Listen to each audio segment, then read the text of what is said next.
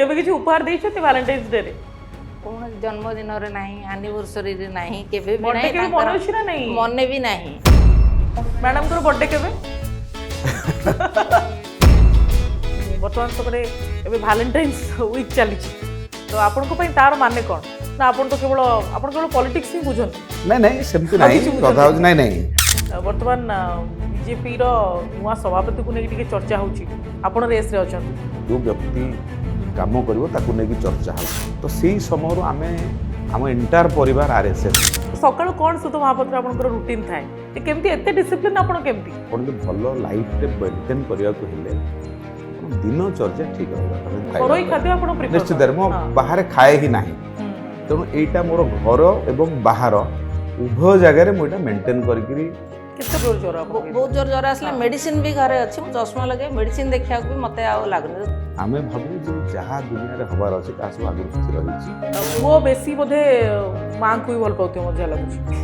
आ पापा को बेसी भल पाती बापा को बेसी भल पाती घरे तो मोर तांग सारे 2-3 दिन धरी देखा हुएनी कहले चले काहे ना जदी से राती 12टा वाले मीटिंग सारी आसुनी मो ऑलरेडी सोई पड़ीथि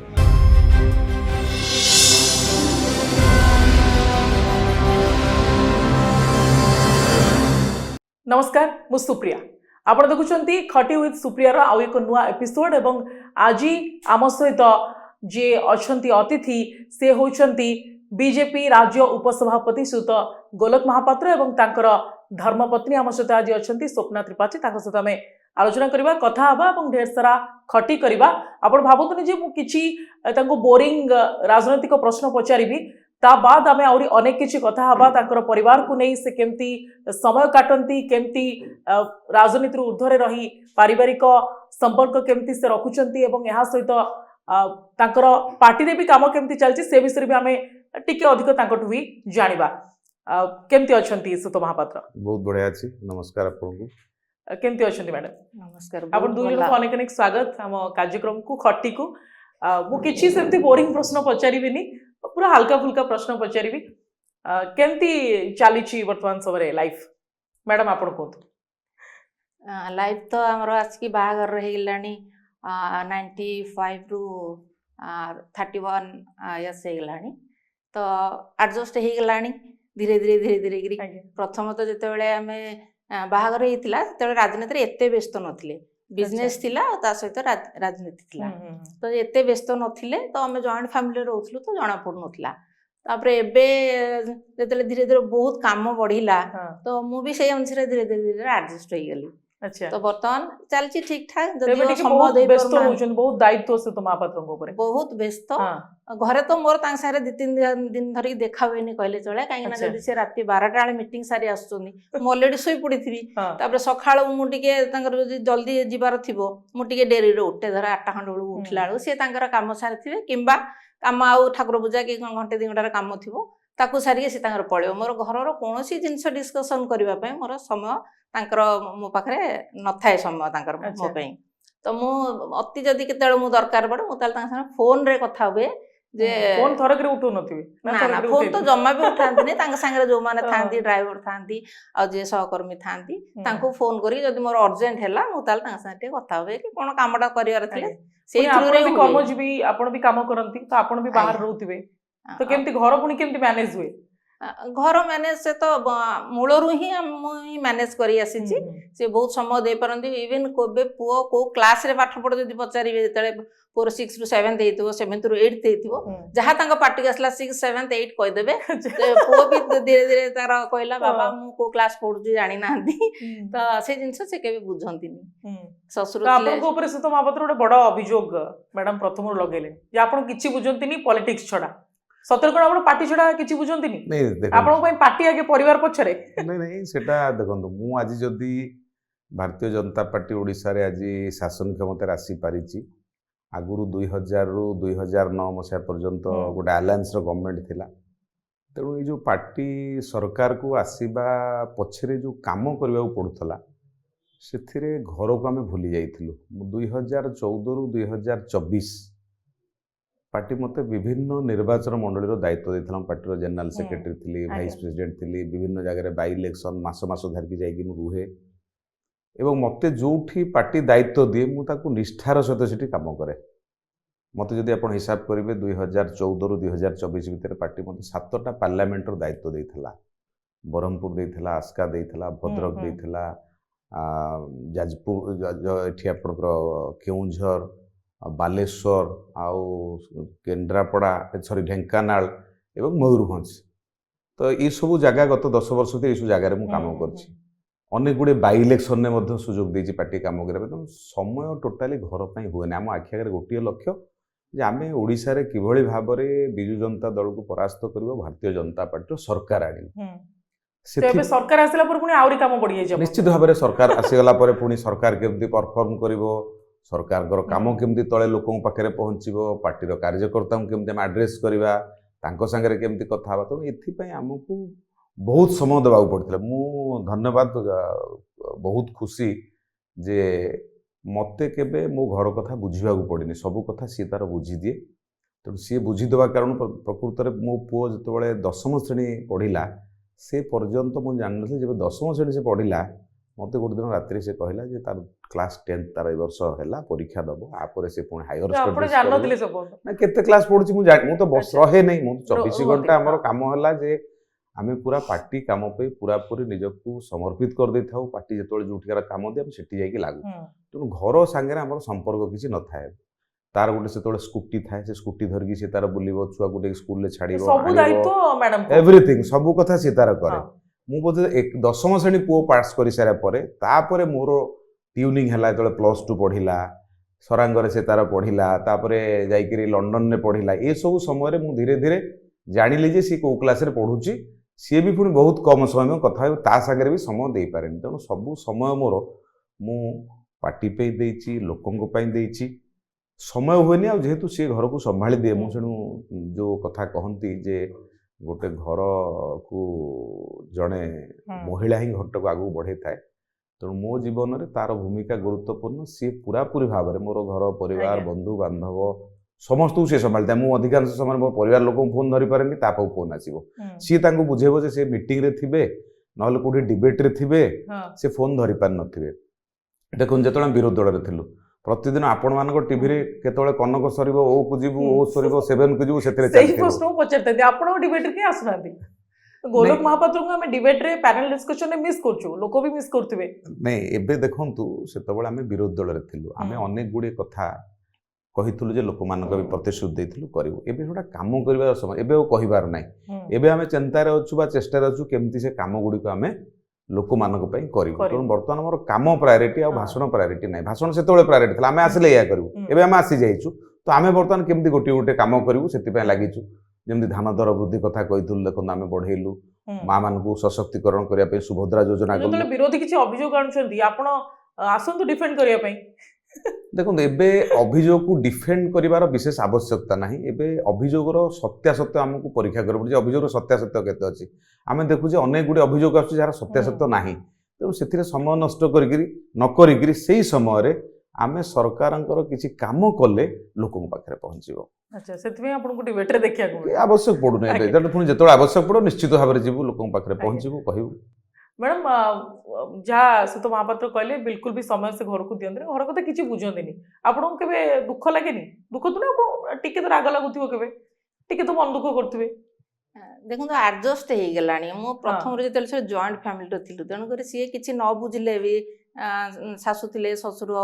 थिले जे चली गलेनी देढसुर जा माने सब अछंती सेमानको संगे समय पळै जाय मते जणा पड़ेनी किंतु गोटे इनसिडेंट मु कहिबी दिने भद्रकरू फेरुले मत बहुत जोर ज्वर होती मुझे फोन कली जे मत ज्वर होती केते आसो मुझे ऑफिस आसी जस्ट पहुँचे मत लगे मत बहुत जोर ज्वर आसूँ घरे ऊपर तले कहीं जड़े भी घरे ना ऊपर तले दुटा कहीं जान ना मुझे कहली जो फोन करी कहले मोर पार्टी ऑफिस अर्जेंट मीटिंग अच्छी मुझे तो मुझे भाविली मुझे कौन करी कहले मुझे क्या पठाऊँ से देवी भाई बोली जड़े थे पुतुरा हिसाब से पाखे रहती से कहले से मत एत जोर ज्वर आसला देवी मुझे फोन कला बेलू मत लगुनि जे मुझे तले जाके गेटा खोली पारि तो बहुत बहुत जोर ज्वर आसला मेडिसिन भी घरे अच्छी मुझे चश्मा लगे मेडिसिन देखा भी मत लगुनि बहुत कष्ट तले गेट खोली आसी पुणी शोली तापर से देवी आसिले सांग सांग से पचारे कौट मेडिसिन मुझे हाथ थारी देखदेली से मेडिसिन से आनिले से कहले कौन माउसी खाई मुझे कहली मुझे किसी खाइनी जस्ट ऑफिस आसी पहुँची सांगे सांगे फ्रिज खोलिकी पाउरुटी କରିକିରି ଭାଜିକି ଦେଲେ ମେଡିସିନ ଦେଲେ ଖାଇଲି ମୋ ଜ୍ୱର କମିଲା ରାତି 11ଟା କି 10ଟା ବେଳକୁ ଆସିଛନ୍ତି ମୁଁ ଆଉ ଜାଣିନି ଏମିତି ଏଇଟା ଏମିତି ନୁହଁ ଏମିତି ବହୁତ ଥର ହେଇଛି ବହୁତ ହେଇଛି ହଁ ବହୁତ ଆଉ ଥରେ ଏମିତି ବହୁତ ଜୋର ବାନ୍ତି ହେଇକିରି ଏମିତି ପଡିଛି ତାଙ୍କର ଲାଇଭ ଥିଲା କୋଉ ଟିଭିରେ ସେ କହିଲେ ଯେ ମୁଁ ତ ଯିବି ଏଇନା କଣ ଘରେ ଥିଲେ ଜାଣିଛନ୍ତି ମୁଁ ବାନ୍ତି ପଡିଛି କହିଲେ କେମିତି ଯିବି ମୁଁ ପୁଣି ଆଉ ଜଣଙ୍କୁ ଡକେଇଲେ ସେ ଅର୍ଚ୍ଚନା ବୋଲି ଝିଅଟି ସିଏ ଆସିଲା ଔଷଧ ଦେଲା ତା ହଜବେଣ୍ଡ ସାଙ୍ଗରେ ଆସିଲା ଗୋଡ ହାତ ଘଷା ଘଷି ଆଉଁସା କରି ସେଠୁ ଇଏ ଆସିଲା ବେଳକୁ ମୋର ଅଲରେଡି ବାନ୍ତି କମି ଯାଇଥିଲା ତ ଏଭଳି ଏତେ ଆଡଜଷ୍ଟ କରି ନେଇଛନ୍ତି ହଁ ଏତେ ବର୍ଷ ହେଲାଣି ଯୋଉ ଏଇ ସବୁ ସିଚୁଏସନରେ ଯଦି ମୁଁ ରାଗିନି ଆଉ ଆଗକୁ କଣ ରାଗିବି ଆଗକୁ କଣ ଡାକିବେ ତ ଆପଣ ଥ୍ରେଡ ରେ ପଡି ଯାଇଛନ୍ତି ଆଡଜଷ୍ଟ କରି ନେଇଛନ୍ତି ନିଜକୁ ଯେ ମୋ ସ୍ୱାମୀ ଯେହେତୁ ରାଜନୀତିରେ ଅଛନ୍ତି ତେଣୁ ସେ ଆଗେ ପଲିଟିକ୍ସ କୁ ଦେଖିବେ ପାର୍ଟି କୁ ଦେଖିବେ ତାପରେ ପରିବାରକୁ ଦେଖିବେ ତାପରେ ମୁଁ ଭୁବନେଶ୍ୱରରେ ଝିଅ ଜନ୍ମ ଭୁବନେଶ୍ୱର ପାଠ ପଢା ସବୁ ଚାକିରି ଯୋଉଠି କାମ କରେ ଯୋଉ ପ୍ରୋଜେକ୍ଟରେ ସବୁ ଭୁବନେଶ୍ୱର ବେଶ ମୋର ଯିବା ଆସିବାରେ କୌଣସି ମୋର କେବେ ଅସୁବିଧା ରାତି 12ଟା କହିଲେ ବି ମୁଁ ସବୁଆଡେ ଯାଇପାରିବି ତ ସେଇଟା ଗୋଟେ ପ୍ଲସ୍ ପଏଣ୍ଟ ସେ ଭଗବାନ ବୋଧେ ସେମିତି କରିକି ଜୁଟେଇଛନ୍ତି ଆଜ୍ଞା ଯୋଡି ସେଥିପାଇଁ କୁହାଯାଏ ଯେ ଭଗବାନ ତିଆରି କରିଥାନ୍ତି ବାହାଘର କେମିତି ହେଇଥିଲା ଆପଣ ଜଣଙ୍କର ଲଭ୍ ନା ଆରେଞ୍ଜ ମ୍ୟାରେଜ ପ୍ୟୁରଲି ଆରେଞ୍ଜ ମ୍ୟାରେଜ ଆମ ବାପା ଯୋଉଠି ସେକ୍ରେଟାରିଏଟରେ ସର୍ଭିସ କରିଥିଲେ ବ୍ୟୁରୋ ଅଫ୍ ଇକୋନୋମିକ୍ସ ଆଣ୍ଡ ଷ୍ଟାଟିଷ୍ଟିକ୍ସରେ ସେଇଠି ଶ୍ୱଶୁର ଯାଆନ୍ତି ସେଠି ପ୍ରବଚନ ଦେବା ପାଇଁ ତ କମନ ଫ୍ରେଣ୍ଡ ଜଣେ ସେ ପ୍ରସ୍ତାବ ପକେଇଥିଲେ ଆଉ ସେଥିରୁ ହିଁ ବାହାଘର ହେଇଥିଲା ଆମର ମୁଁ ଆରଡିରେ ଯେହେତୁ 5 ବର୍ଷ ପଢୁଥିଲି ସମସ୍ତେ ଥଟାରେ କୁହନ୍ତି ଆପଣ ବୋଧେ ନିଶ୍ଚିତ ଭାଇ ଏଇଠି ରୁପାଲ ଛକରେ ରହୁଛନ୍ତି ଆପଣଙ୍କର ଦେଖା ହୁଏନି ହେଇନି କେବେ ବି ମିଛ କଥା କହୁଛନ୍ତି କେହି ବିଶ୍ୱାସ କରନ୍ତିନି କିନ୍ତୁ ଆମର ଆରେଞ୍ଜ ମ୍ୟାରେଜ ଦେଖିବାକୁ ଯାଇଥିଲେ ଆପଣ ସତ ମହବତ ମୁଁ ହଁ ବାହାଘର ଯେତେବେଳେ ସ୍ଥିର ହେଲା ମୁଁ ଜଣଙ୍କ ସାଙ୍ଗରେ ଯାଇଥିଲି ଦେଖିବାକୁ କିନ୍ତୁ ମୁଁ ଦେଖିପାରୁନଥିଲି କାହିଁକି ଦେଖିପାରୁନଥିଲି ଆଉ ମାନେ ଆମେ ଗଲୁ ଘରେ ବସିଲୁ ତାଙ୍କର ସବୁ ବହୁତ ଭଉଣୀ ମାନେ ଅଛନ୍ତି ସେତେବେଳେ ଆପଣଙ୍କୁ କେତେ ବର୍ଷ ହେଇଥିଲା ମତେ 29 ହେଇଥିଲା 29 ହେଇଥିଲା ଆପଣ ଥିଲେ ରାଜନୀତିରେ ତ ଥିଲେ ହଁ ସେତେବେଳକୁ ମୁଁ ଭୁବନେଶ୍ୱର ଜିଲ୍ଲାର ବିଜେପିର ସାଧାରଣ ସମ୍ପାଦକ ଥିଲି 1995 ମସିହାରେ ସେତେବେଳେ ଧୀରେନ୍ଦ୍ର ଦ୍ୱିବେଦୀ ବୋଲି ଜଣେ ଆମର ପାର୍ଟିର ଜଣେ ନେତା ଥିଲେ ତାଙ୍କ ସାଙ୍ଗେ ସେ ତାଙ୍କର ଅଜା ଆସିବେ ମତେ ଥରେ ଡାକିକି ନେଇଗଲେ କହିଲେ ଚାଲ ଜଣ ମୋର ନାତୁଣୀ ଘରକୁ ଯାଇକି ଆସିବା ମତେ ଡାକିକି ନେଇଗଲେ ମତେ ଆଉ ସେ ବାହାଘର କଥା କହି ନା ମତେ କହିନାହାନ୍ତି କହିଲେ ଚାଲ ଯିବା ଆମେ ଗଲୁ ବୁଲିକିରି ଆସିଲୁ ଆସିଲା ପରେ ବାଟରେ ମତେ ପଚାରିଲେ ଦେଖିଲୁ ମୁଁ କହିଲି କାହାକୁ କହିଲେ ନା ଆମେ ଯାଇଥିଲେ ମୁଁ କହିଲି ଏତେ ଲୋକ ତ ଥିଲେ ଆଉ କାହାକୁ ଦେଖିବି ତ ତେଣୁ ଯଦି କହିବା ଯେ ଦେଖିବା କଥା ମୁଁ ଆଉ ସେ ସମୟରେ ଦେଖିପାରି ନଥିଲି ତାପରେ ବାହାଘର ହେଲା ଆଉ ବାହାଘର ପରେ ଦେଖା ହେଲା ବାହାଘର ପରେ ଦେଖା ହେଲା ଆପଣ ବି ଦେଖିନଥିଲେ ନା ଆପଣ ଦେଖିଥିଲେ ସେଦିନ ଆପଣ ଦେଖିଦେଇଥିଲେ ଆଚ୍ଛା ଆପଣ ଜାଣିଥିଲେ ହଁ ମୁଁ ଦେଖିବା ପାଇଁ ଆସୁଛନ୍ତି ଘରେ କହିଥିଲି ଓକେ ତାପରେ ବାହାଘର ପରେ କୁହନ୍ତି ଯେ ବାହାଘର ପରେ ଆରେଞ୍ଜ ମ୍ୟାରେଜରେ ବାହାଘର ପରେ ପ୍ରେମ ହୁଏ ତ ତାପରେ କେମିତି ପୁଣି ଦୁଇ ଜଣ ଅଜଣା ମଣିଷ କେମିତି ପୁଣି ଆଗକୁ ବଢିଲେ ଯେହେତୁ ଆପଣଙ୍କର ଅଲଗା ପ୍ରଫେସନ ମ୍ୟାଡମଙ୍କର ଅଲଗା ପ୍ରଫେସନ ନାଇଁ ଦେଖନ୍ତୁ ମାନେ ପ୍ରେମର ସଂଜ୍ଞାଟା କ'ଣ ପ୍ରେମଟା ହେଉଛି ଗୋଟେ ସମର୍ପଣ ତେଣୁ ବାହାଘର ପରେ ମୁଁ ଯେତେବେଳେ ଦେଖିଲି କଥାବାର୍ତ୍ତା ହେଲି ଆଉ ସେ ଜଣେ ୱାର୍କିଂ ଲେଡି ଦେଖିଲି ଯେ ସକ୍ରିୟ ମୋତେ ଯାହା ଦରକାର ସେତେବେଳେ ବି ସେ କାମ କରୁଥିଲେ ସେତେବେଳେ ସେ ଜଣେ ଉଚ୍ଚ ଶିକ୍ଷିତା ଭଲ ପାଠ ମଧ୍ୟ ପଢ଼ିଛନ୍ତି ଆଉ ବହୁତ ସ୍ମାର୍ଟ ବହୁତ ଲୋକଙ୍କ ସାଙ୍ଗରେ ମିଶନ୍ତି ବହୁତ କାମ ସମାଜରେ ସିଏ ବି କରନ୍ତି ତ ମୋତେ ଖୁସି ଲାଗିଲା ଯେ ମୁଁ ଯେମିତି ଜଣେ ସମାଜ ସେବାରେ ଅଛି ମୋତେ ଡିଷ୍ଟର୍ବ ହେବ ନାହିଁ ସିଏ ମଧ୍ୟ ସେଇ ଲାଇନ୍ର ଜଣେ ଥିବା ବ୍ୟକ୍ତି ତେଣୁ ଅସୁବିଧା ହେବନି ତେଣୁ ମୁଁ ଭାବୁଛି ଯେ ସେଇଟା ଗୋଟେ ବଡ଼ ଲାଇନ୍ ଥିଲା ମୁଁ ବି ସମାଜର ସେବା କରି ସିଏ ବି ସମାଜର କାମରେ ନିଜକୁ ନିୟୋଜିତ କରିଥିଲେ ସେତେବେଳେ ସେ ବିଭିନ୍ନ ଯେଉଁ NGO ସବୁ ତା ଦେହରେ ସେ ଡ୍ରଗ୍ ଡିଆଡିକ୍ସନ କାମ କରୁଥିଲେ ତ ସାମାଜିକ କାମରେ ସିଏ ମଧ୍ୟ ସେତେବେଳେ ଲିପ୍ତ ଥିଲେ ସେ ଦୃଷ୍ଟିକୋଣରୁ ଆମ ଭିତରେ ଆଉ ବିଶେଷ ଅସୁବିଧା ହେଲା ନାହିଁ ବଡ଼ କଥା ହେଉଛି ଯେ ଜଣେ ଆଉ ଜଣକୁ କେତେ ଆପଣ ଯେତିକି କଥା ଶୁଣିଲେ ଯେ ଜଣେ ଲୋକ ଏତିକି ସହିକି ରହିବ ଏଇଟା ତ ଗୋଟେ ବହୁତ ବଡ଼ ସମର୍ପଣ ନିଶ୍ଚିତ ଭାବରେ ତେଣୁ ଏଇସବୁ କଥା ହିଁ ମୋତେ ବେଶୀ ଆକର୍ଷିତ କରିଥିଲା ତା ପ୍ରତି ତାର ଏଇ ବ୍ୟବହାର ବହୁତ ଚୁପ୍ ରହିକିରି ବହୁତ ନାଇଁ ବାହାଘର ପୂର୍ବରୁ ଆପଣ ଜାଣିନଥିଲେ କିଛି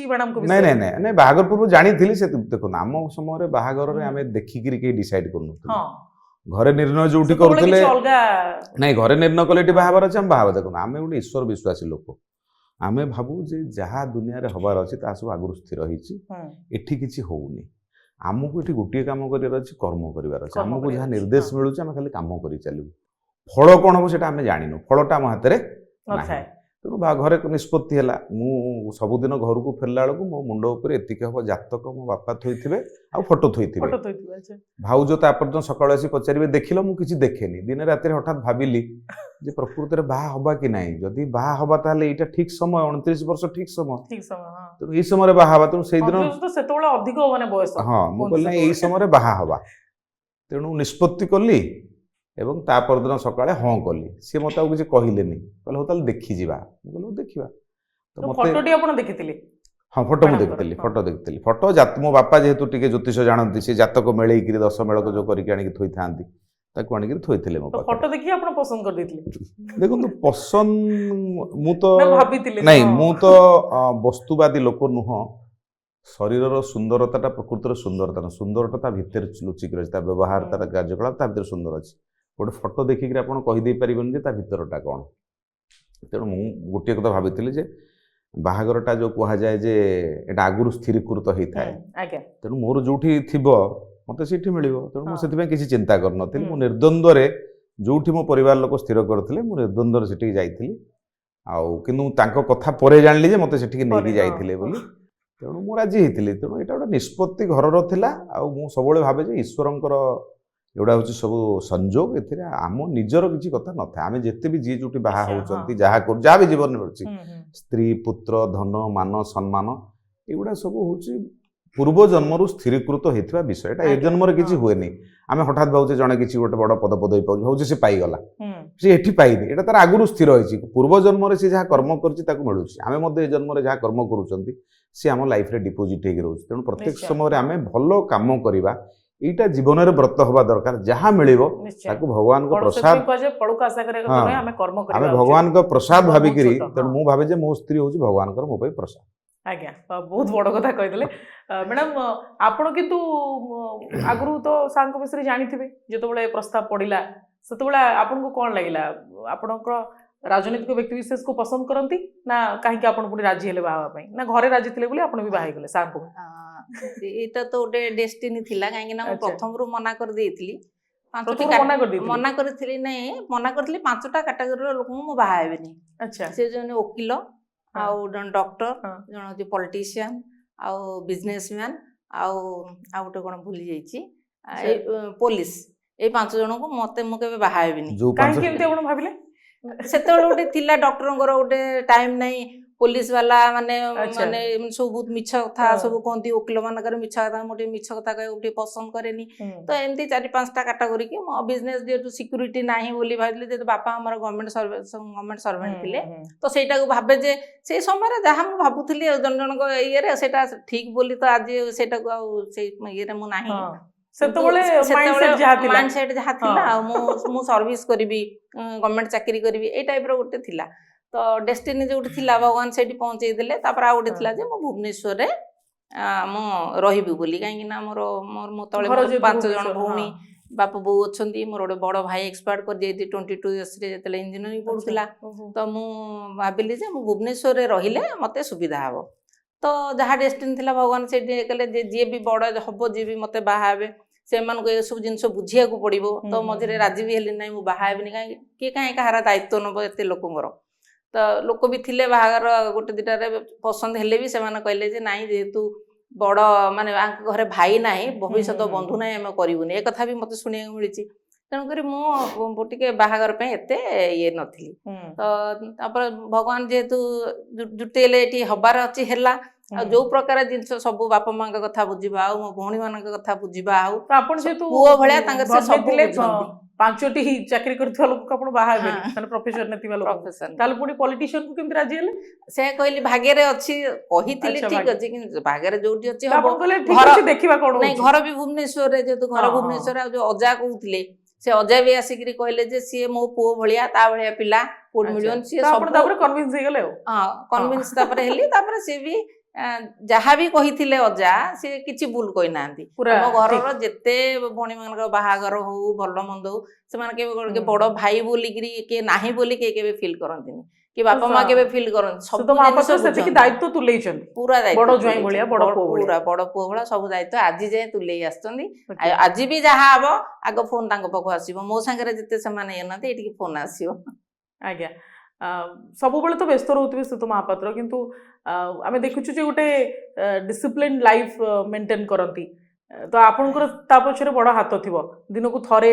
खांती हेवी मील लंच करंती तो सकाळ कोन सुत महापात्र आपनकर रूटीन थाए केमती एते डिसिप्लिन आपन केमती देखो मु सकाळ उठिले प्रथमे उषुम पानी पिए पी सारा पर मु एक्सरसाइज को जाए भुवनेश्वर थिला बेले जिम जाए भुवनेश्वर नथिला बेले जो टूर रे जाए मोर मैट मु नेकी जाय थाए गोटे 1 आवर एक्सरसाइज करे एक्सरसाइज निश्चित भाव में करे एक्सरसाइज कर सारा पर किछि ड्राई फ्रूट्स इत्यादि निए घरे जदि थाए टिके सकाळु ग्रीन जूस मध्य पिए एवं तापर गाधेइकरी ठाकुर को पूजा करे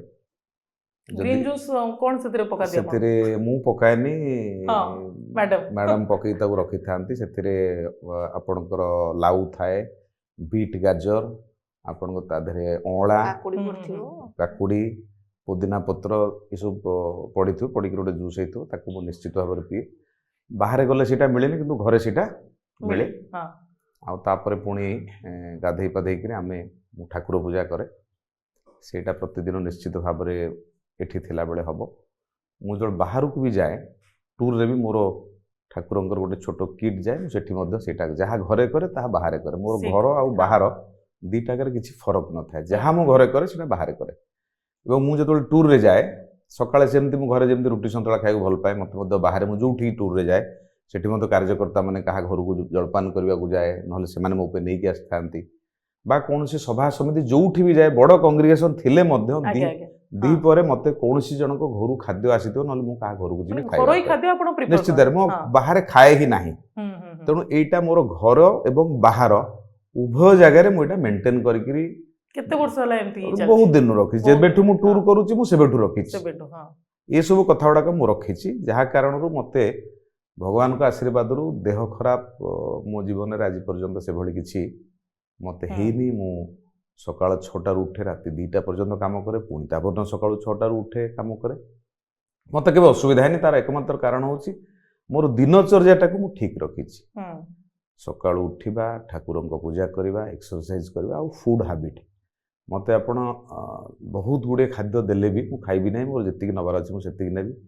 सेति पे हम पार्टी रे मु जति केतल को प्लेट धरि थाए लोक देखले नारी बोल भाई आज खाउछन फोटो उठेबा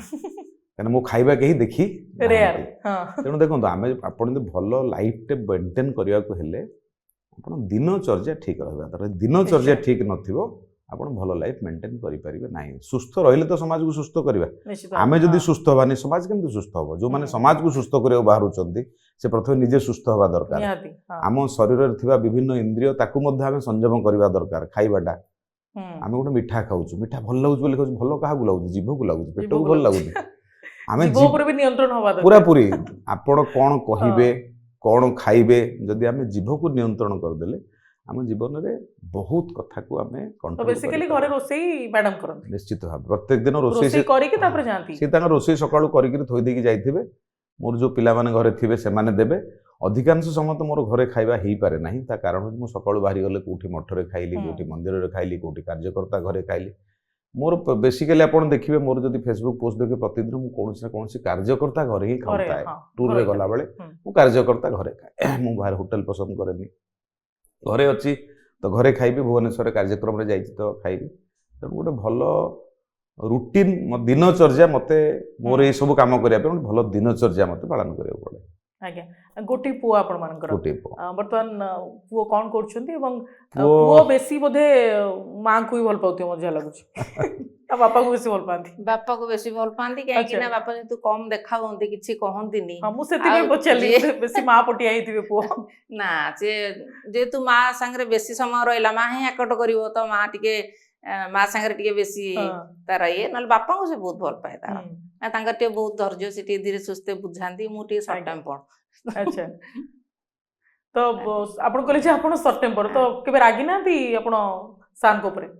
नहीं समय दो नथिबे समय तो दो नांती आपण प्रथम रो कहले राग हेनी खिटपिट सेमती तो हेतिबो ना खिटपिट हमर हुए नाही काहे कि ना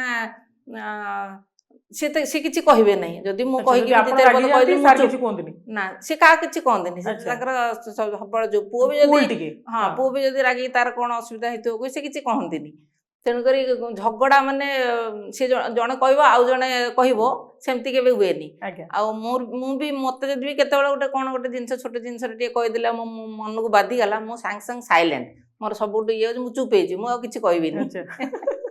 ନା ମୁଁ କିଛି ଶୁଣିବି ନା କିଛି କହିବି ଯାହା ଯେତିକି ଖାଇବାକୁ ଦବା କଥା ଦେଇକିରି ସବୁ ସେତିକି କରି ସବୁ କିନ୍ତୁ କିଛି କହିବନି ସେ 15 ଦିନ କଣ୍ଟିନ୍ୟୁ କରିବ 7 ଦିନ କରିବ 10 ଦିନ କଣ୍ଟିନ୍ୟୁ କରିବ ଠିକ୍ ନାହିଁ ତାପରେ ଆପେ ଆପେ ପୁଣି ଆପଣ ଆଉ ହେଇଯାଏ। ବୁଝାନ୍ତିନି ଟାଇମ୍ କାହିଁ ବୁଝେଇବା ପାଇଁ ନା ମୁଁ ତ ଜାଣିଲି ନାଇଁ ନାଇଁ ମୁଁ ତ ଜାଣିପାରେନି ନା ମୁଁ ଜାଣିଲି ଯେ ସେ ଚୁପ୍ ଅଛି ମାନେ କିଛି ଗୋଟେ ହେଇଛି କିଛି ଗୋଟେ ଅସୁବିଧା ହେଇଛି ହଁ କିନ୍ତୁ ମୋ ପାଖରେ ତ ସେତିକି ସମୟ ନାହିଁ ଯେ ମୁଁ ତା ସାଙ୍ଗରେ ସମୟ ଦେଇକି ତାକୁ ବୁଝେଇ ପାରିବି ଯେ କ'ଣ ଆଚ୍ଛା। ହେଇଛି କାହିଁକିନା ତାର ଯଦି ସେ କେତେବେଳେ ରାଗେ ସେ ଚୁପ୍ ହେଇଯିବ ହୁଁ। ମାନେ ଗୋଟେ କଥା ତ ଆପଣ ଆଉ ପଚାରିଲେ ସରି ବୋଲି କିଛି କୁହନ୍ତିନି ମୁଁ ତ ଜାଣିନି କ'ଣ ହେଇଛି କହିବି ଆଚ୍ଛା ମତେ କ'ଣ ଜଣା ହେଇଛି ଯେ କ'ଣ ଅସୁବିଧା ଆଚ୍ଛା। ହେଇଛି ତାର ଅସୁବିଧା ଆପଣ ଜାଣିନଥିବେ ନା ହଁ। କ'ଣ ଗୋଟେ ସମସ୍ୟା ବି ହେଇଥିବ ତ ଆପଣଙ୍କ ପାଖରେ ଅଭିଯୋଗ ପହଞ୍ଚିଲେ ଆପଣ କିଛି କି କରିବେ କୋଉଠି ଅଭିଯୋଗ ପହଞ୍ଚିବ ହଁ। ଅଭିଯୋଗ ପହଞ୍ଚିବାର କିଛି ସ୍କୋପ ହିଁ ନାହିଁ ତାପରେ ଆମ ପାଖରେ ସବୁଠୁ ବଡ଼ ଆମ ଲାଇଫରେ ହେଲା ଯେ ସ୍କେୟାରସିଟି ସମୟ ନାହିଁ ଆପଣ କଳ୍ପନା କରିପାରିବେ 1995 ମସିହାରେ ଆମେ ଦୁଇ ଜଣ ବାହାଘର ପରେ ଜଣେ ବନ୍ଧୁ ଆମର ଆମକୁ ଟିକଟ ଦେଇଥିଲେ ଶ୍ରିୟା ସିନେମା ହଲ୍ ସେତେବେଳେ ଥିଲା ଆଜିକାଲି ଅଛି କି ନାହିଁ ହଁ ମୋର ଅଛି ଆଇଡ଼ିଆ ଅଛି ଅଛି ହଁ ତାର ଗୋଟେ ବକ୍ସ ଥିଲା ଆଚ୍ଛା ବକ୍ସ ଟିକଟ ସେ ଆମକୁ ଗିଫ୍ଟ କରିଥିଲେ ବାହାଘରରେ ଆମେ ଯାଇଥିଲୁ ସିନେମା ଦେଖିବାକୁ ହଁ 95 ରୁ ଆଜି ପର୍ଯ୍ୟନ୍ତ ଆଉ ସିନେମା ହଲ୍ କ'ଣ ଆମେ ଦେଖିନୁ ଲାଇଫରେ ଆଉ କୁଆଡେ ପୁଣି ବୁଲି ବି ଯାଇଥିବେ ହନିମୁନରେ ହନିମୁନ ବି ନା, ଯାଇଥିବେ ନା। ଆଉ କୁଆଡେ ବୁଲି କୁଆଡେ ତାପରେ ନାହିଁ। ନାଇଁ ନାଇଁ ଯାହା ଆମେ ପ୍ରତିବର୍ଷ ଯାଇଛୁ ଯାଉ। କିଛି କିଛି ଜାଗାକୁ ଆମେ ଗୋଟେ କଥା କରୁ ବର୍ଷେ 2 ବର୍ଷରେ କେତେବେଳେ ସୁଯୋଗ ମିଳିଲେ ଏ ଯୋଉ ବିଭିନ୍ନ ଧାର୍ମିକ କ୍ଷେତ୍ର ଅଛି ଯାହା ଭିତରେ 4 ଧାମ କି 12 ଜ୍ୟୋତିର୍ଲିଙ୍ଗ ଏମିତି ଗୋଟେ ଗୋଟେ ଜାଗା ଆମେ ଯାଉ ବୁଲିବା ପାଇଁ ବୁଲିବାକୁ ଆଚ୍ଛା ତେଣୁ ଆମେ ଯୁଆଡ଼େ ବି ଯାଇଛୁ ସବୁ ଏଇ ଜାଗା ଯାଇଛୁ ବୁଲିବା ପାଇଁ ହୁଁ, ହୁଁ, ହୁଁ। ଭଗବାନଙ୍କ କ୍ଷେତ୍ର ଯାଇଛୁ ସେଠି ପୂଜା କରିଛୁ ଠିକ କୋଉ ଫିଲ୍ମ ଯାଇଥିଲେ ଦେଖିବା ପାଇଁ ମନେ ଅଛି ନା ମନେ ନାହିଁ କାହାର ମନେ ଅଛି ଆପଣ ଦି ଜଣ ଭିତରୁ ମୋର ବି ମନେ ମୋର ନାହିଁ। ମନେ ମନେ ଗୋଟେ ନାହିଁ। ଓଡ଼ିଆ ସିନେମା ଥିଲା ମାନେ, ସେତେବେଳେ ରଙ୍ଗୀନ ନୂଆ ଆସିଥାଏ ଆଚ୍ଛା। 1995 ମସିହା ରଙ୍ଗୀନ ସିନେମା ସେତେବେଳେ ଅଧା ରଙ୍ଗୀନ ହଉଥାଏ ଅଧା ବ୍ଲାକ୍ ଆଣ୍ଡ ହ୍ୱାଇଟ୍ ହୁଏ ହଁ ହଁ ସେ ସିନେମାର ଏକ୍ଜାକ୍ଟ ନାଁ ମୋର ମନେ ନାହିଁ କିନ୍ତୁ ଆମେ ପ୍ରଥମ ରଙ୍ଗୀନ ସିନେମା ତ ଗପ ହେଲେ ବି ସତ ହଁ ନା ନା ସେ ଆଉ ଗୋଟେ କ'ଣ ଆଉ ମୋର ବି ଗୋଟେ ମନେ ଫୁଲ ନାହିଁ ଚନ୍ଦନ ନା କିନ୍ତୁ- କ'ଣ ମନେ ପଡୁନି ହଁ, ହଁ। କ'ଣଟେ ହେଇଥିବ କିନ୍ତୁ ଏବେ ଦିଲ୍ଲୀ ଗୋଟେ ବର୍ଷ ପୂର୍ବରୁ ଯୋଉ ଏବେ ଯାଇଥିଲୁ, ଗୋଟେ ଦିଲ୍ଲୀ ଗଲୁ ହଁ, ରାତିରେ ଆମେ କଥାବାର୍ତ୍ତା ହେଲୁ ଯେ film- ଆମେ ଯାଉଥିଲୁ ସେଟା ଏଠିକି କୋଉଠିକି ଆମର ଯିବାର ଥାଏ ଏଠି କ'ଣ ଆମେ ସେଟା ଯାଇଥାନ୍ତେ କୋଉଠି ଡେରାଡୁନ ହେଇକି ଆମେ ଯୋଉ ଗଲୁ ବଦ୍ରୀନାଥ କେଦାରନାଥ ଗଲୁ ହୁଁ, ତ ସେ ରାତି ଆମ ପାଖରେ ରହିଲା ସମୟ ଆଚ୍ଛା ଆଚ୍ଛା ଆମେ କାଲି ଯାଇକି ଯିବୁ ହଁ, ତ ହଁ, ସେଠୁ ହଁ। ଯିଏ ବନ୍ଧୁ ଆମର ଥିଲେ ସେ କହିଲେ ସାର୍ ଚାଲନ୍ତୁ ଆଉ ପିକ୍ଚର ଦେଖିଯିବେ ସେଠୁ ହୁଁ, କ'ଣ ହୁଁ। ସେ ସିନେମାଟା ଆମେ ଗଲୁ କେସରିଆ 2 କେଶରିଆ ଆଚ୍ଛା, 2 କେଶରୀ। ସେଠୁ ଗୋଟେ ଦିଲ୍ଲୀରେ ହଁ। ଗୋଟେ ହଲ୍ ତ 95 ରୁ ଏତେ ଦିନ ଲାଗିଲା ଆମକୁ ଗୋଟେ ଦ୍ୱିତୀୟ ସିନେମା ସିନେମା ଦେଖିବା ପାଇଁ ଏତେ ଟାଇମର ଅଭାବ ଆପଣଙ୍କ ପାଖରେ ଟିକେ ଆପଣଙ୍କ ରାଜନୈତିକ ପ୍ରଶ୍ନ ଟିକେ ଆପଣଙ୍କୁ ପଚାରିବି ନିଶ୍ଚୟ ବର୍ତ୍ତମାନ ବିଜେପିର ନୂଆ ସଭାପତିକୁ ନେଇକି ଟିକେ ଚର୍ଚ୍ଚା ହଉଛି ଆପଣ ରେସ୍ରେ ଅଛନ୍ତି କ'ଣ ଆଶା ଅଛି ଆପଣଙ୍କର ସେଥିରେ ଦେଖନ୍ତୁ, ମୁଁ- ଆଗକୁ ଆମେ ଆପଣଙ୍କୁ ଦେଖିବୁ କି ନାଇଁ ସେଥିରେ ଦେଖନ୍ତୁ ମୁଁ ବିଲକୁଲ କୌଣସି ରେସ୍ରେ ନାହିଁ ମୁଁ ଆପଣଙ୍କୁ ପ୍ରଥମରୁ କହିଲି ଯେ କିନ୍ତୁ ଆପଣଙ୍କୁ ନେଇ ଚର୍ଚ୍ଚା ବି ହଉଛି ଦେଖନ୍ତୁ ଚର୍ଚ୍ଚାରେ କିଛି ହଁ। ଅସୁବିଧା ନାହିଁ ବିଭିନ୍ନ ସମୟରେ ବିଭିନ୍ନ ଚର୍ଚ୍ଚା ଆମକୁ ନେଇକି ଯୋଉ ବ୍ୟକ୍ତି ହଁ କାମ କରିବ ତାକୁ ନେଇକି ଚର୍ଚ୍ଚା ହେବ ମଝିରେ ଲୋକ ଭାବିଲେ ଯେ ଗୋଲକ ମହାପାତ୍ର ରାଜ୍ୟ ସଭାପତି ହେବା ଦରକାର ଲୋକ ଭାବୁଥିଲେ ମୁଁ କେବେ ଭାବିନି ମୁଁ ସବୁବେଳେ ଭାବିଛି ଯେ ମୁଁ ପାର୍ଟିର ଜଣେ କାର୍ଯ୍ୟକର୍ତ୍ତା ଆମର କାର୍ଯ୍ୟକର୍ତ୍ତାର ଯୋଉ ଚୌକି ସେଇଟା ସବୁବେଳେ ଫିକ୍ସ ହୁଁ। ପଦପଦବୀଟା ଆସିବ ଯିବ ତ ଆପଣ କ'ଣ କେବେ ଆଶା କରିନାହାନ୍ତି ଏତେ ଦିନ ଧରି ଆଶା ଆରଏସଏସ ରୁ ତାପରେ ପାର୍ଟି ତାପରେ ଏତେ ବଡ଼ ଦାୟିତ୍ୱ ବି ଆପଣଙ୍କୁ ମିଳିଛି ଉପସଭାପତି ଦେଖନ୍ତୁ ଅଛନ୍ତି, ମୁଁ ବିଭିନ୍ନ ଦାୟିତ୍ୱ ମୁଁ ଖୁସି ନିର୍ବାଚନ ବି ଲଢିଛନ୍ତି ହଁ, କିନ୍ତୁ ମୁଁ ଆପଣଙ୍କୁ କେବେ ଆଶା କରୁନାହିଁ ଯେ ମୁଁ ବିଧାୟକ ହେବି ମୁଁ ମନ୍ତ୍ରୀ ହେବି ମୋର କିଛି ରାଜ୍ୟସଭାକୁ ଯିବି କିଛି ଆଶା ନାହିଁ ନାଇଁ ଆପଣଙ୍କର କାହିଁକି ଭାବିବି ଆବଶ୍ୟକ କ'ଣ ଅଛି ମତେ କୁହନ୍ତୁ ହଁ। ମୁଁ ଧରାଯାଉ ଜଣେ ବ୍ୟକ୍ତି ଏମଏଲଏ ହେଇକିରି ଯାହା କାମ କରିପାରିବ ମନ୍ତ୍ରୀ ହେଇକିରି ଯାହା କାମ କରିପାରିବ ଆମେ ତ ଲୋକଙ୍କ ପାଇଁ କାମ କରିବା କଥା ହୁଁ, ନିଜ ପାଇଁ ତ କିଛି କରିବାର ନିଶ୍ଚୟ, ନାହିଁ ହଁ, ହଁ, ପ୍ରଥମ କଥା ହେଉଛି ଯେ ଏକରେ ବସ୍ତୁ ପ୍ରତି ଆମର ମୋହ ନାହିଁ କୌଣସି ହୁଁ। ବସ୍ତୁର ପ୍ରାପ୍ତି ଆମର ମୋହ ନାହିଁ ଦ୍ୱିତୀୟ ହେଉଛି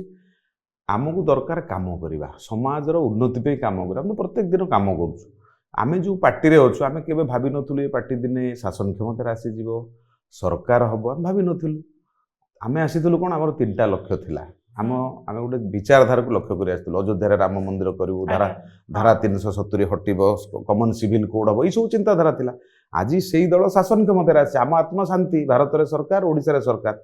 ବର୍ତ୍ତମାନ କାମ ହେଉଛି ସରକାରକୁ ଠିକ୍ ଢଙ୍ଗରେ ଚଲେଇବା ଲୋକଙ୍କ ପାଇଁ କାମ କରିବା ଯାହା ଯାହା କହିଥିଲୁ ତାକୁ କରିବା ଏଇସବୁ ନାଇଁ, କଥା ଗୋଟେ ଅଛି ପଦବୀ ମିଳିଲେ ସେ ଅନୁସାରେ କାମ ବି ଆପଣ ଅଧିକ ନାଇଁ କରିପାରିବେ ଦେଖନ୍ତୁ ଲୋକଙ୍କ ପାଇଁ। ମତେ କେବେ ଆଜି ପର୍ଯ୍ୟନ୍ତ ପଦବୀ ମୋ ପଦବୀ ପାଇଁ ଆପଣଙ୍କୁ ଆକର୍ଷିତ କରିନି କିଛି ଆବଶ୍ୟକ ନାହିଁ ମୋ ପାଖରେ କାଲି ଯାହା ପଦବୀ ଥିଲା ଆଜି ନାହିଁ ମତେ ପଦବୀ କେବେ ଫରକ ପଡ଼ିନି ମୁଁ ହୁଁ। କାଲି ବି ଯାହା କରୁଥିଲି ଆଜି ଆହୁରି ଅଧିକା କାମ କରୁଛି। ଆଚ୍ଛା ଜଣେ ଏମଏଲଏ ହେଇଥିଲେ ଗୋଟିଏ ଏରିଆରେ କାମ କରିଥାନ୍ତେ, ମୁଁ ମନ୍ତ୍ରୀ ହେଇଥିଲେ ଗୋଟିଏ ବିଭାଗର କାମ କରିଥାନ୍ତି। ଆଜି ସବୁ ବିଭାଗ ପାଇଁ ଲୋକ ଆସୁଛନ୍ତି, ଆମେ ସେ କାମକୁ କରୁଛୁ। ଆଜି ଗୋଟିଏ ନିର୍ବାଚନ ମଣ୍ଡଳୀ ଛାଡି ଓଡିଶା ସାରା କାମ କରୁଛୁ। ଆଜ୍ଞା ତେଣୁ କେବେ ଆବଶ୍ୟକ ହେଇନି ଯେ ମୁଁ ଗୋଟେ କଣ ହେଲେ ହବ ଏ ପ୍ରକାର ଭାବନା ମୋ ଭିତରେ ନା କାଲି ଥିଲା, ନା ଆଜି ଅଛି, ନା କାଲି ରହିବ। ଆଉ ଏଇ ଯୋଉ ସବୁ କଣ ପ୍ରାପ୍ତି ମଣିଷକୁ ହବ ଏଇଟା ମଣିଷ ସ୍ଥିର କରିପାରେନି। ଆଜ୍ଞା ଏଗୁଡ଼ା ସବୁ ଭଗବାନ ସ୍ଥିର କରନ୍ତି, କାହାକୁ କେତେବେଳେ କୋଉ ଦାୟିତ୍ୱ ଦେବେ, କାମ କରିବେ। ଆଜ୍ଞା। ସେଥିପାଇଁ ପାର୍ଟିକୁ ଆସିବା ବା ରାଜନୀତିକୁ ଆସିବା ଆପଣଙ୍କର ବାଇ ଚଏସ୍ ନା ବାଇ ଦେଖନ୍ତୁ, ମୁଁ ଏମିତି ଆପଣ ଯେତେବେଳେ ଆସିଛନ୍ତି? ଛୋଟ ପିଲା ହେଇଥିଲି, ଶହୀଦନଗର ଘରେ ମୋର ଜନ୍ମ, ଆମେ ଛୋଟିଆ ପିଲା ହେଇଥିଲୁ, ସେତେବେଳେ ରାଷ୍ଟ୍ରୀୟ ସ୍ୱୟଂସେବକ ସଂଘର ଆରମ୍ଭ ଯେତେବେଳେ ହଉଥିଲା, ସେତେବେଳେ ଯୋଉ ଲୋକମାନେ ଆସୁଥିଲେ ତାର ପ୍ରଚାର କରି ସେମାନେ ଆମ ଘରେ ରହୁଥିଲେ। ତ ଘରେ ସେଇ ପରିବେଶ ଥିଲା। ମତେ ସେମାନେ, ମୁଁ ଛୋଟିଆଟେ ହେଇଥିଲି, ଜଣେ ବାବୁରାଓଜୀ ପାଲଧିକର ଥିଲେ, ହିନ୍ଦୀରେ କହୁ ଗୁଲୁ आओ तुमको हम लेके चलते हैं, ତୁ ମୋ ହାତ ଧରିକି ସେ ନେଇକି ଯାଉଥିଲେ ଆରଏସଏସ୍ ର ଶାଖାକୁ। ଆଚ୍ଛା ଆଚ୍ଛା ତ ସେଇ ସମୟରୁ ଆମେ ଆମ ଏଣ୍ଟାୟାର ପରିବାର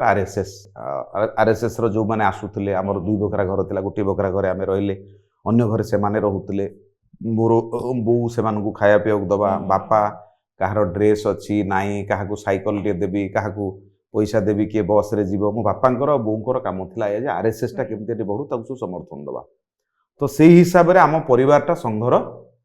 ରାଷ୍ଟ୍ରୀୟ ସ୍ୱୟଂସେବକ ସଂଘର ପରିବାର ହେଲା। ତ ମୁଁ ରାଷ୍ଟ୍ରୀୟ ସ୍ୱୟଂସେବକ ସଂଘରେ କାମ କରୁଥିବା ସମୟରେ ଡକ୍ଟର ଦେବେନ୍ଦ୍ର ପ୍ରଧାନ ଯେତେବେଳେ ସଭାପତି ହେଲେ ଭାରତୀୟ ଜନତା ପାର୍ଟିର, ସିଏ ଆସିକିରି ଦିନେ, ଆଜିକାଲି ଆମର ସଜ୍ଜନ ଶର୍ମା ଅଛନ୍ତି, ସିଏ 2 ଜଣ ଆସିକି ମୋ ଘରେ ଦିନେ ପହଞ୍ଚିଲେ,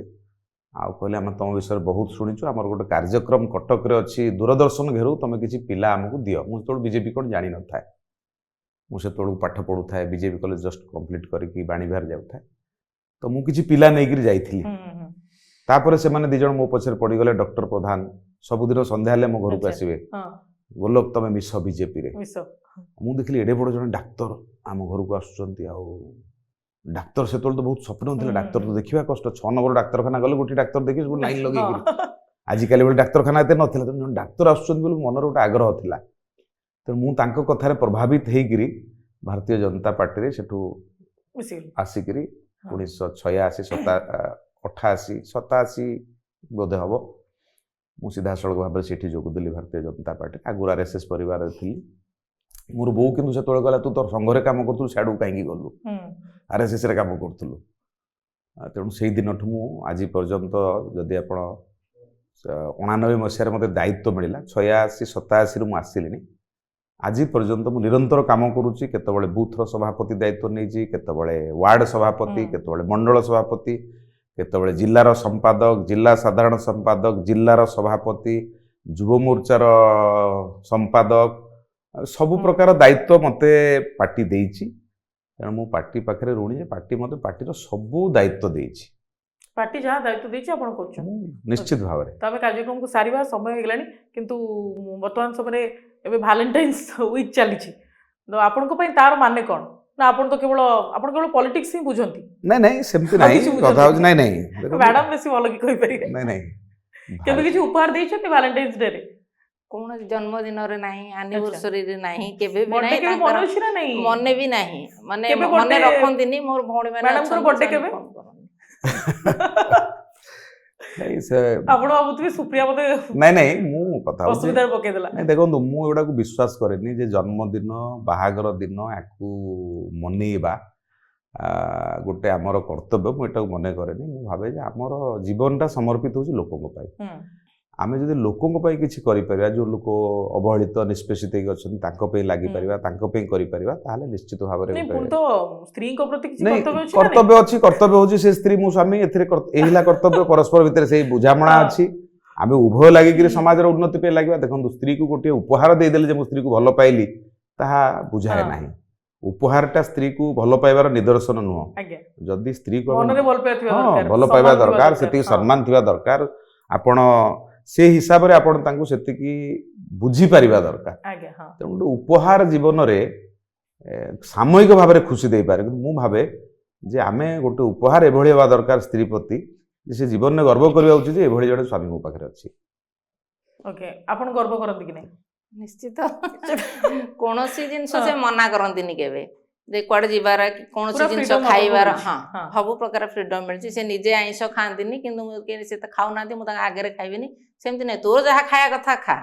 इवन कार्तिक मास भी ହେଇଥିଲେ ଯଦି ତୋର ଆଇଁଷ ଦରକାର ହଉଛି ତୁ ତୋର ଖା କୌଣସି ଜିନିଷର ମନା ନାହିଁ କିନ୍ତୁ ସାର୍ ପୁରା ବୁଲିବାକୁ- ନିରାମିଷ ହଁ ସେ ପୁରା ନିରାମିଷ କୁଆଡେ ଯିବାର କୌଣସି ଖାଇବା କିଛି ଜିନିଷ ପିନ୍ଧିବାର କୌଣସି ଜିନିଷର ତାର ହୁଁ। ଅବଜେକ୍ସନ ନାହିଁ ଯାହା କହିବ ହଁ କରିପାରିବେ ନ କରିପାରିବେ ଦୂରର କଥା ସେ ତ Okay. ପରେ ଆସିବ ମନା ହଠାତ୍ କରିକି ମନ ସବୁଥିରେ କାହାର ହଁ ସବୁଥିରେ ହଁ ମନ କାହାର ହଠାତ୍ କାହାର ବି ନାହିଁ କରିକି ମନଟା ସାଙ୍ଗେ ସାଙ୍ଗେ ଭାଙ୍ଗି ଦେବେନି ଓକେ ନିଶ୍ଚୟରେ ଆମକୁ ବି ହଁ କରିଥିବାରୁ ଆମ ସହିତ ଖଟି କରିଥିବାରୁ କଥା ହେଇଥିବାରୁ ଅନେକ ଅନେକ ଧନ୍ୟବାଦ Thank you. ଆପଣ ଦୁଇ ଜଣଙ୍କୁ ମ୍ୟାଡାମ ସାର୍ ବହୁତ ଭଲ ଲାଗିଲା କଥା ହେଇ ଏବଂ ଆପଣଙ୍କୁ କେମିତି ଲାଗିଲା ବହୁତ ବଢିଆ ଲାଗିଲା ଓକେ ଅନେକ ଅନେକ ଧନ୍ୟବାଦ Thank you. ଦର୍ଶକ ବନ୍ଧୁ ସମୟ ସରିଛି ଆମେ ଆଜି ପାଇଁ ଆମ ଖଟିକୁ ଏଇଠି ସାରୁଛୁ ନମସ୍କାର